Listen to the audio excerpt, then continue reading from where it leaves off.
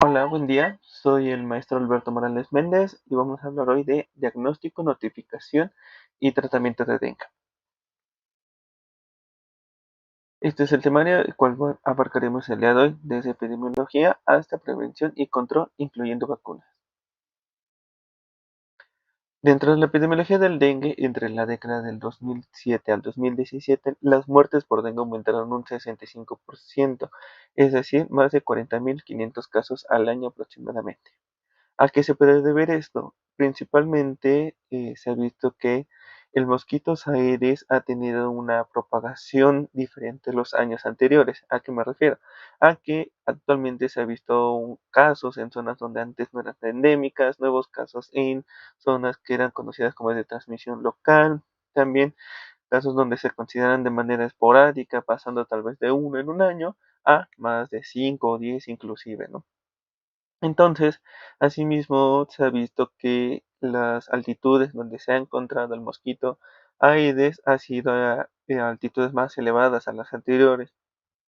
Eh, De la misma manera, se ha encontrado que los diferentes serotipos de dengue del 1 al 4 están circulando en diferentes áreas endémicas. ¿Qué quiere decir esto? Que ya no solamente se encuentra el serotipo 2 y el de manera aislada en algún estado, sino que ya también se encuentran de manera en conjunto. Por ejemplo, al menos aquí en México se ha visto que incluso los cuatro serotipos se encuentran dentro de un mismo estado. De la misma manera es importante conocer la seroprevalencia en las diferentes regiones para poder tener una noción de cuáles pueden ser las zonas que se pueden considerar como hiperendémicas para la transmisión. En este caso, las Américas y el sudeste de Asia se considera una de las regiones con más del 60% de cero prevalencia. ¿Qué quiere decir? Que en algún momento alguna persona tuvo alguna infección por dengue virus. Entonces, en estas zonas hiperendémicas para la transmisión, se ha encontrado que existen dos picos actualmente. El principal que es en infantes lactantes y el segundo que es en personas adultas jóvenes.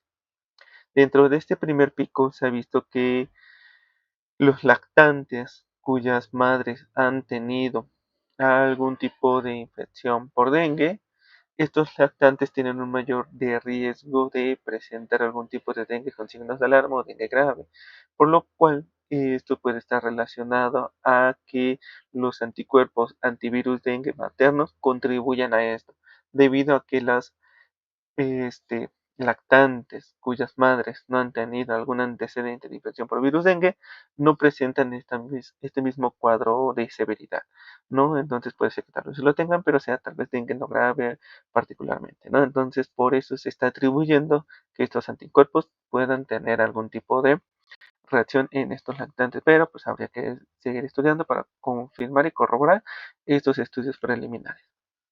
De la misma manera, en las personas adultas jóvenes se ha visto que son personas que presentan una segunda infección, quienes presentan este cuadro de gravedad, en donde probablemente no recuerden que hayan tenido alguna prima infección o que tal vez haya sido un cuadro muy general y que tal vez no se le haya asociado, que no se haya diagnosticado, que se hayan subdiagnosticado o que incluso sean cuadros asintomáticos. Pero también hay que considerar algunos otros factores como son las enfermedades crónicas o subyacentes que puedan llegar a tener. Algunos de estos principalmente puede ser diabetes, hipertensión, enfermedad renal crónica o incluso hasta asma, ¿no? Entonces, en esos casos, si es incluso una prima infección, pero tienen alguna de estas patologías, es más probable que presenten cuadros de severidad que una segunda infección. Pero también hay que tener en cuenta que los viajeros o las personas en situación de movilidad tienen tienden a presentar infecciones que son asintomáticas de una proporción 4:1. Tal vez incluso no son necesariamente que sean asintomáticas, pero que sí existe un diagnóstico, ¿no? Principalmente por la situación en la que se encuentran, que tal vez el estar viajando, pues son largas distancias, generan dolores musculares, generan dolores en las articulaciones, y que tal vez sí estuvieron en unas zonas endémicas, pero por la situación en donde se encuentran y el esfuerzo que realizan, el esfuerzo físico que presentan, pues se le atribuye a eso más que a algún tipo de infección que pudieran llegar a tener como es el dengue, como tal cual, ¿no? Entonces, por eso puede existir que existan cuadros subclínicos o que no existe un diagnóstico adecuadamente. De la misma manera, existen situaciones en lugares de alta densidad poblacional y que también estén en malas condiciones de vida, ¿no? ¿A qué se puede referir esto? Que tal vez el área en donde ellos viven o se encuentran y se relacionan, pues se encuentran basura, botellas, desechos, que tal vez pues sean malas condiciones para la persona, pero pues, para el mosquito Aedes, pues en lugares adecuados para empezar a criarse y empezar a crecer y más que nada para reproducirse, ¿no? Entonces son situaciones que hay que tener en cuenta, no solamente la misma persona tal cual, sino también las condiciones en donde se encuentran las personas. Ahora, como tal cual, en la epidemiología del dengue en México se ha visto que, comparando el 2023 con el 2024, hay un aumento de casos, donde que es un poco más del doble de los casos que el 2023, no solamente del total confirmado, sino también de los diferentes tipos de dengue no grave, con signos de alarma o dengue grave. Incluso dentro de los mismos casos probables existe una, una son más del doble de casos que hay entre el 2000, en el 2024 que el 2023. Incluso si se dan cuenta, las disfunciones también son más del doble. Afortunadamente la letalidad pues no se duplicó o similar, pero sí incrementó aproximadamente 0.5 decimales, 0.5 decimales. Entonces, pues eso hay que tenerlo en cuenta porque pues sí ha habido un aumento de casos. De la misma manera, es importante conocer los diferentes serotipos en la distribución, al menos en el 2024, el principal fue el serotipo número 3, con 48,000 casos aproximadamente, del cual el Jalisco es el que tiene el de mayor cantidad, con 8,189 casos aproximadamente, ¿no? Y hay que también tener en cuenta que, y conocer los serotipos y cómo se asocian con el tipo de infecciones. Por ejemplo, el 1 y el 3 está asociado más a primoinfecciones y el 2 y 4 a infecciones secundarias o segundas infecciones.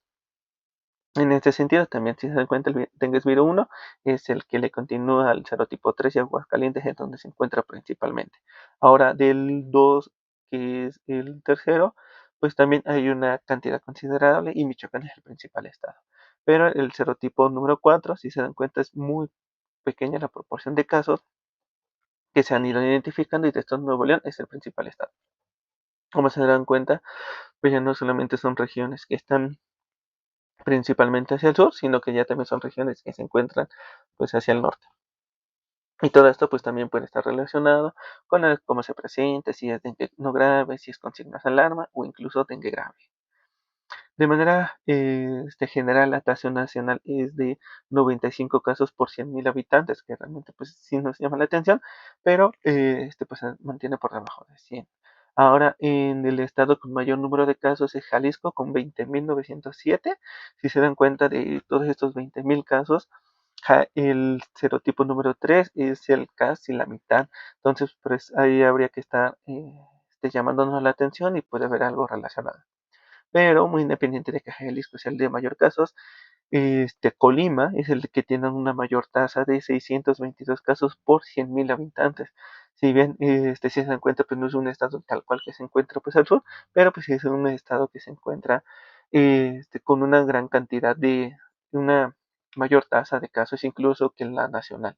Entonces, pues aquí sí nos llamaría la atención para poder empezar a implementar actividades, acciones y programas, pues para tratar de reducir esta tasa principalmente. Ahora, en el caso de las defunciones, Jalisco es el mayor estado con defunciones, con 66, que si se dan cuenta, pues aquí el estado de Jalisco ya nos llama por tres cosas, ¿no? Pues es el estado con mayor número de casos, el estado con mayor serotipo tipo 3 y el de mayor defunciones, ¿no? Tal vez aquí habría que hacer más investigaciones, asociarlo, pues para justamente tratar de identificar y poder implementar dichas intervenciones, programas de educación o similares, porque pues, ya son entre cuestiones en donde nos llama la atención. Pero también hay que considerar que si bien es el estado con mayores funciones, por el número de casos, pues habría que sacar también la tasa de mortalidad o incluso de letalidad para ver qué tanto sería la tasa. Porque, ejemplo, tal vez el segundo estado con mayor defunciones fue Guerrero con 61 defunciones y el número de casos eran como 8,000, 9,000 aproximadamente. Entonces, pues la tasa de mortalidad puede ser mayor y entonces por eso hay que tener información adecuadamente pues, para implementar esta medida. Si bien el estado con mayor defunciones fue Jalisco, pero tal vez el de mayor tasa, pues podría ser Guerrero, ¿no? En este ejemplo. Ahora, por género y por edad, las mujeres y las personas entre los 10 y a 19 años son las personas que presentan mayor casos de dengue, independientemente si es dengue no grave, con signos de alarma y dengue grave, pues que puede estar relacionado con lo que mencionábamos anteriormente. Ahora, para un diagnóstico clínico se tienen definiciones operacionales y antes de comenzar con esta parte, pues hay que tener en cuenta que el tiempo entre que existe la infección y inicia los síntomas es de 14 días aproximadamente. Por eso hay que considerar si la persona realizó algún viaje, estuvo en situación de movilidad, estuvo en una región cercana, al menos en esos 14 días o incluso un poco antes para que se pueda asociar adecuadamente un caso probable de dengue. Ahora, después de que comiencen los síntomas, tenemos una fase febril que tiende a durar de 0 a 7 días aproximadamente y que se debe de presentar con dos o más signos, ya sean náuseas o vómitos, que suelen ser gastrointestinales, exantema, que es hematológico, mialgias, altrajes, que son osteomusculares, incluso petequias y prueba de torniquete positiva, que son hematológicos, ¿no? Entonces, como tal cual la enfermedad de dengue también tiende a ser una enfermedad autolimitada, que después de esta fase febril existe una fase de recuperación de 3 a 5 días, en donde pues la persona ya recupera sus actividades, puede volver a trabajar, puede recuperar sus funciones, pero siempre y cuando pues, mantenga el reposo y otras medidas que vamos a mencionar más adelante. Pero existen casos en donde hay una fase crítica que se llama existe pues, choque o hemorragia, que tiende a ser entre 1 o 2 días aproximadamente. Entonces, pues todo esto hay que estar asociado de acuerdo a cómo se va presentando. Si bien la temperatura es el principal signo que hay que tener en consideración, acompañado de algún otro, ¿no? Entonces, también si se dan cuenta, no solo se refiere a cuestiones clínicas, sino también considera una biometría hemática para evaluar el hematocrito, las plaquetas y los glóbulos blancos y cómo es que se van este, presentando, si van disminuyendo, si van aumentando, ¿no? Por ejemplo, el hematocrito es el que tiende a aumentar en días posteriores, como en los 4 o 5 días, pero también tiende a estar a la baja después de la fase de recuperación. Igual, en caso contrario, las plaquetas o los glóbulos blancos, pues tienden a disminuir, pero una recuperación. Ahora, en menores de 5 años, el único signo a considerar tiene que ser la fiebre, también considerando tal vez algunos factores de riesgo que ya mencionamos, para que se pueda asociar adecuadamente los casos de dengue no grave en menores de 5 años, ¿no? Tal vez no solamente sea el niño, sino que tal vez la mamá esté acompañada, que tenga un cuadro característico de fiebre, náuseas, cefalea o dolor retroocular, y el niño solamente presente fiebre, entonces también hay que considerarlo dentro de nuestros estudios y notificarlos adecuadamente. Se dice que la notificación de casos de dengue no grave tiene que ser una notificación semanal. Eh, Dependiendo también, pueden presentar pacientes dengue con signos de alarma y dengue grave. En ambos casos es un caso probable de dengue no grave más algún signo de alarma o algún hallazgo de. En los casos de signo de alarma tiende a ser dolor abdominal, vómito persistente, acumulación de líquidos, sangrados que tal vez de mucosa, en ambos casos acumulación de líquidos o de sangrado, pues puede haber casos que sean como la citis o incluso la epistaxis que son evidentes, pero el derrame pleural o la hemorragia pues tal vez no. Entonces por eso hay que explorar a los pacientes adecuadamente buscando algunos de estos signos para que se pueda hacer el diagnóstico adecuadamente. O incluso preguntar si en el transcurso de estos días, un día antes o algo similar, en donde pues pudieran haber tenido sangrado y que pues se limpiaron los demás o que se estuvo limpiando la nariz por algún otro motivo y que vio manchas o no, datos de sangrado. De la misma manera, lo que les mencionaba, puede letargo de irritabilidad, que yo les estaría mencionando algo sobre una alteración neurológica. Entonces, pues también hay que irlos dirigiendo no solamente hacia la acumulación de líquidos, sino hacia sangrado, sino también datos de irritación de algunos otros órganos. Y lo que les mencionaba, necesitamos una biometría hemática basal para ver cómo está el hemocrito, las plaquetas y la hemoglobina. Si bien tal vez el paciente en un inicio puede ser que tenga unas plaquetas más de 140 o 150, pero en el transcurso de la evolución, pues presente de empieza a disminuir incluso 100, posteriormente 70, entonces hay que tener una biometría hemática basal pues, para poder tener un punto de referencia. Inclusive muchas personas durante el transcurso del viaje tienen a y presentan cuadros de dengue, puede ser que se hayan tomado una biometría hemática antes y esa también se puede tomar como referencia. Y en este sentido también los casos de dengue grave es un caso probable de dengue no grave, más algún dato de choque, sangrado, compromiso de otros órganos, ¿no? En el caso de choque, pues puede haber taquicardia, enfermedades frías y demás. Y en el caso de sangrado grave, pues puede haber sangrados que igual sean evidentes, como entermesis, melena, o que se pueden confundir como es la metrorragia o el sangrado del sistema nervioso central, que sí, tal cual, pues no hay, puede haber datos clínicos evidentes, pero pues sí puede haber letra de irritabilidad, como lo mencionaba antes.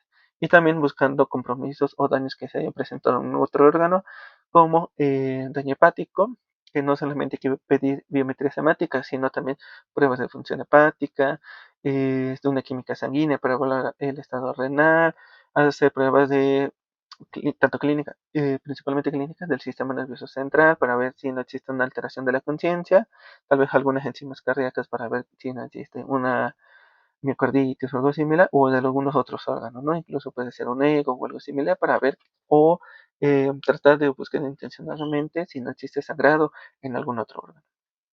En ambos casos, se deben de atender en segundo nivel, entonces si existe alguna identificación en primer nivel, estos se deben de enviar de manera inmediata al segundo nivel para su atención. Y ambos casos son de notificación inmediata, que quiere decir menos de 24 horas. Ahora, para el diagnóstico por laboratorio, actualmente se dice que se tiene una fase aguda, que se menciona que puede ser hasta incluso 7 días, que puede ser en sangre completa, plasma o suero. Y como se darán cuenta en estos primeros 7 días, la principal proteína que está elevada es la NS1, que es la proteína no estructural 1, el RN viral, que son los dos primeros que se elevan y que estos son los que se tienen a identificar de primera instancia. El NS1 con ELISA y el ARN con pruebas de ampliación de nucleótidos, que sirven también para la identificación de los serotipos. De la misma manera se menciona que se puede utilizar el IgM con ELISA, que si se dan cuenta, pues también tiende a elevarse a partir como del quinto día aproximadamente, pero se dice que puede ser incluso desde el cuarto día hasta 12 semanas después, tanto ELISA como con pruebas rápidas actualmente. Y lo que nos menciona por parte del INDRE es que la fase aguda se sigue considerando al menos hasta los 5 días para dengue no grave con signos de alarma y dengue grave. Y en estos periodos de 5 días de ventana que tenemos para enviar las pruebas puede ser una PCR, una detección de NS1 con ELISA y que si pasan de estos 5 días, pero son casos de con signos de alarma y dengue grave, puede ser del quinto día hasta incluso 14 días después, y aquí serían captura de anticuerpos IgM mediante pruebas de ELISA. Y es por eso es importante que hay que identificar a los pacientes, porque el periodo pues, de ventana que tenemos para solicitar los estudios en caso de dengue no grave, principalmente, pues es al menos 5 días. Para los casos de dengue con signos de alarma y dengue grave, pues tenemos aproximadamente 14 días, siempre y cuando se identifiquen adecuadamente. Ahora, para que nosotros podamos hacer la notificación de un caso, se requiere un formato de enfermedades transmitidas por vector, que al igual que en el resumen clínico, viene información pues, de si realizó algún tipo de viaje, cuál fue su padecimiento actual, cuáles fueron los signos clínicos que empezó y que tuvo el paciente. Y de la misma manera, en estos dos estudios se incluyen dichos laboratorios, las biometrías hemáticas, químicas sanguíneas, pruebas de función hepática, y no solamente tienen las pruebas de laboratorio, sino también estudios de gabinete, tal vez sea una radiografía o algún otro sonido que pueda evidenciar y que se nos haga sugestivo de casos de signos de alarma o con datos de choque. Asimismo, además del formato de enfermedades transmitidas por vector de resumen clínico y una solicitud de pruebas del INDRE, se deben de enviar con sueros de 5 mililitros pues, para que se puedan hacer las pruebas en los laboratorios del INDRE, ¿no? Si bien estos estudios también se pueden enviar, van incluidos dentro del formato de enfermedades transmitidas por vector y en el resumen clínico.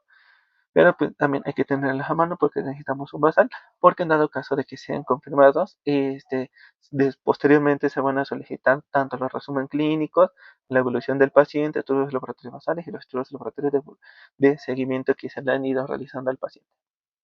Entonces, nosotros notificamos el caso y ya en el INDRE nos confirma si es un caso de dengue no grave, con signos de alarma o dengue grave, o en su defecto se descarta un caso de dengue.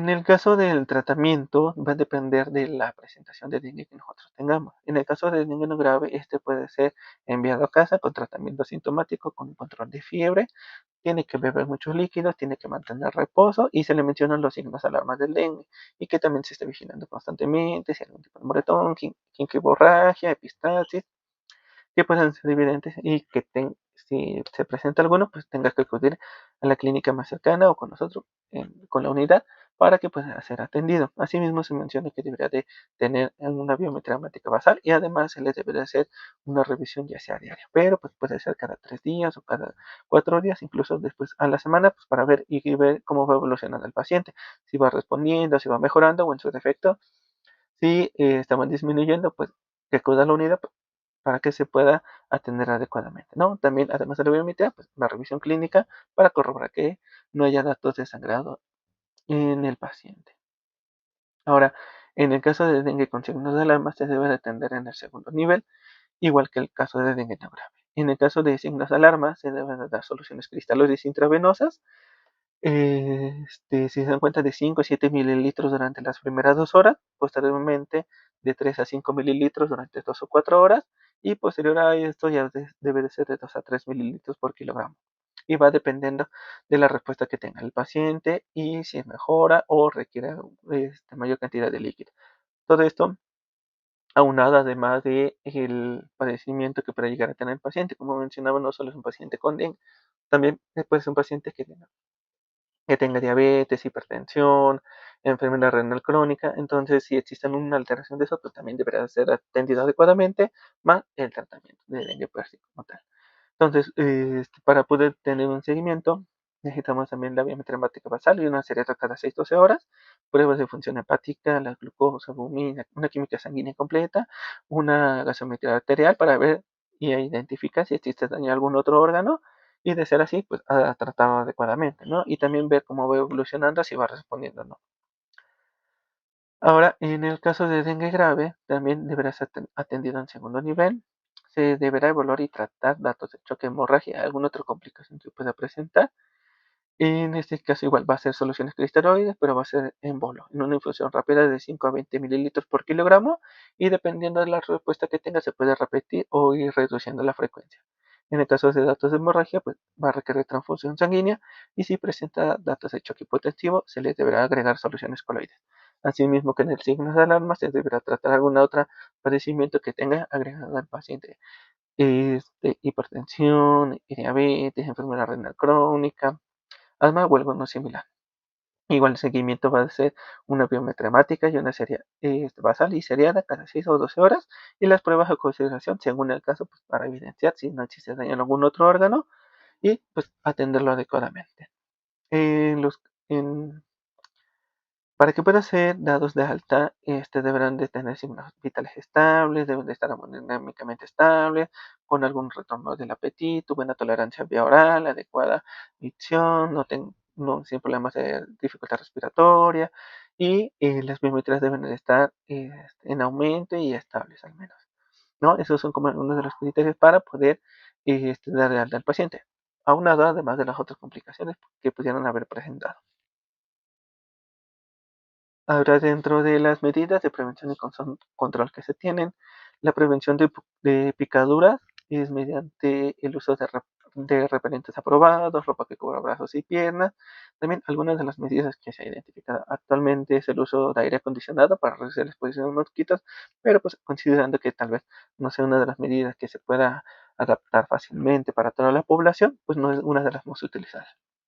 Entonces, el uso de repelentes aprobado y la ropa de cubrebrazos y piernas son las de las principales que hay que mencionar, principalmente si suelen ser personas que están en situación de movilidad, que se viajan, pues para tratar de evitar algún tipo de contagio que pudieran llegar a tener. Aunado a esto también el uso de mosquiteros, tanto en ventanas como en puertas, y adicionalmente se han estado tratando con insecticidas, pero que este control químico ya no se está utilizando tanto porque se ha visto que existe resistencia generalizada a estas insecticidas, por lo tanto ya no es una medida que se utilice tanto actualmente. Otro mecanismo que se ha utilizado es el Wolbachia, que son mosquitos genéticamente modificados con una bacteria intracelular, que es el Wolbachia, que tiene un gen que mata a las hembras en la etapa larval y asimismo no solamente reduce casos de dengue, sino también de chikungunya y de Zika. Al menos en los países donde se ha aprobado, que es Brasil e Indonesia, se ha visto que reduce el 80% de casos de dengue y las hospitalizaciones debido a dengue. Asimismo, en Mérida se implementó estas medidas con el mosquito Wolbachia mediante la campaña Mosquitos Buenos para poder tratar de implementarlo y tratar de reducir los casos de dengue que tenían en ese estado de Yucatán. De la misma manera, pues se ha visto que esto empezó a mediados del año pasado, como junio, si no me equivoco, en donde se empezaron a implementar estas medidas de control de dengue, ¿no? Pero también hay que tener en cuenta pues que hay que sustentarlo, vigilarlo y demás, porque pues se tenía la costumbre de que pues, los mosquitos humanos se mataban, se ponían demás. Entonces hubo una campaña para, se menciona que los mosquitos son buenos, y estos mosquitos al menos, los mosquitos de Wolbachia, pues, y que era una medida de control que se iba a estar implementando, ¿no? Sin quitar las otras medidas, que eran la prevención de picaduras y el uso de mosquiteros.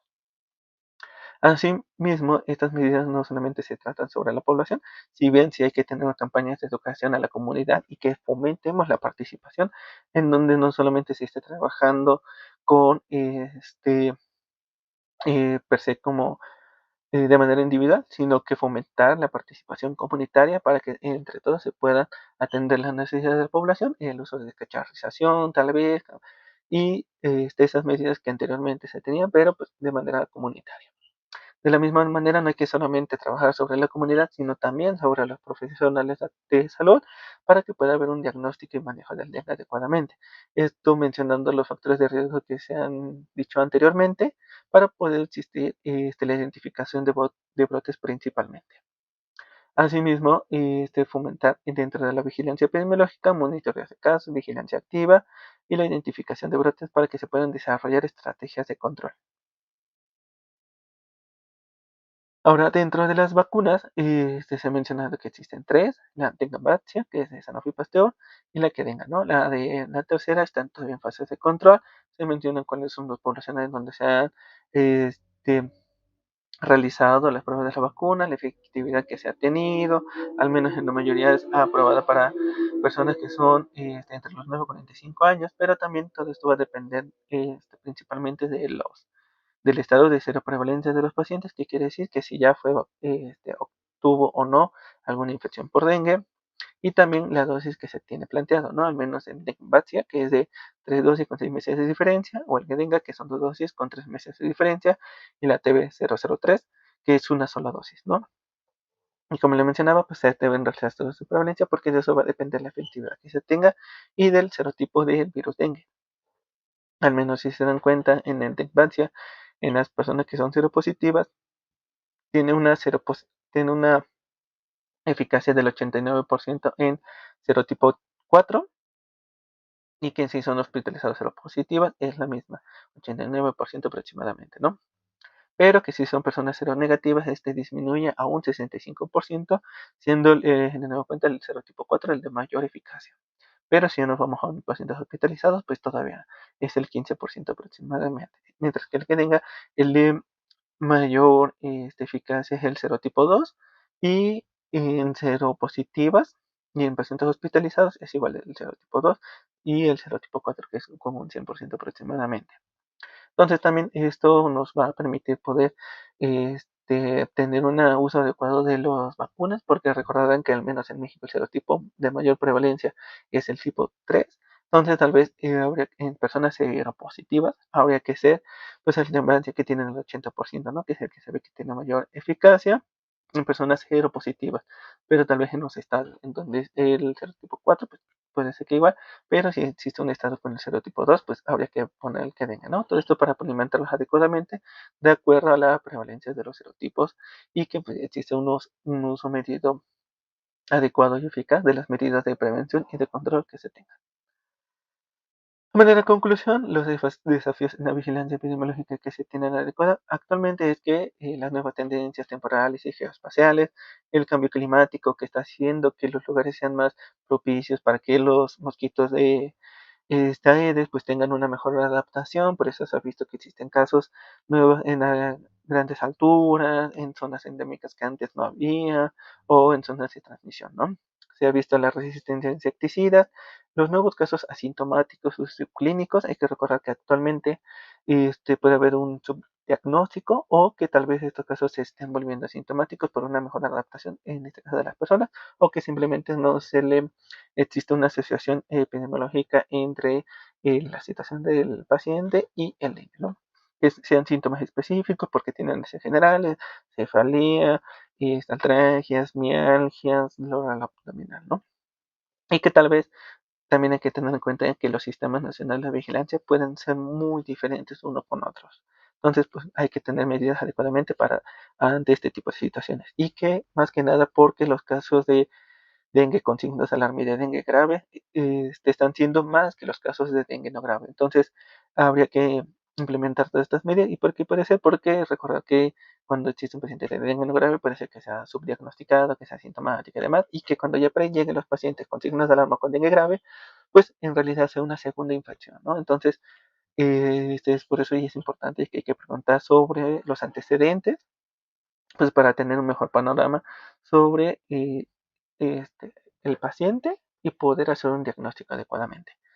Entonces, las recomendaciones que se tienen es que hay que capacitar al personal de salud en los factores de riesgo que estamos mencionando, las nuevas adaptaciones que se están teniendo y que puedan identificar adecuadamente los signos de alarma y de gravedad que puedan tener los pacientes. Asimismo, los protocolos de diagnóstico y tratamiento, tener rutas de atención, no solamente trabajar de manera individual, sino de manera integral. Tal vez en el caso puede ser el departamento de urgencias, de infectología y epidemiología, pues para que se pueda identificar el caso adecuadamente y qué hacer en dado caso de que se presente alguno de estos casos. Si bien si es un caso de dengue no grave, pues se pueda referir a epidemiología, se notifica, se envía y que se puede mandar a domicilio siempre y cuando manteniendo alguna ruta de comunicación, algún número telefónico o alguna medida para que la persona pueda volver y ver cómo va evolucionando y poderlo dar de alta en su momento. Y en dado caso de que sea dengue con signos de alarma o dengue grave, pues se puede atender lo más pronto posible en la unidad, ya sea en el servicio de urgencias o dependiendo de la situación, pues para que pueda tener una respuesta adecuada en la unidad en la cual se está atendiendo el paciente. Educar al paciente y no solamente al paciente, sino a sus familiares y a la comunidad en la que pertenezca sobre las medidas de prevención, con las cuales ya mencionamos, adaptadas de acuerdo a las necesidades de la población. Que no solamente exista un manejo individual e institucional, sino que sea interinstitucional para la implementación de las medidas de prevención, que existan redes de comunicación, tal vez no solamente trabajar como tal cual con la comunidad y la unidad de salud, sino también incluir a algunas organizaciones civiles, al municipio, al DIF, para que se puedan implementar y se identifiquen y que tengan mayor eficacia o impacto estas medidas de prevención, así como de algunas otras instancias gubernamentales. De la misma manera, fortalecer y mejorar los sistemas de vigilancia que se tienen de las unidades para poder mejorar todas las medidas de prevención, rutas de atención, mejorar la red de comunicación y la capacitación hacia el personal de salud. Bueno, eso sería todo de mi parte. Muchas gracias. Que tengan buen día.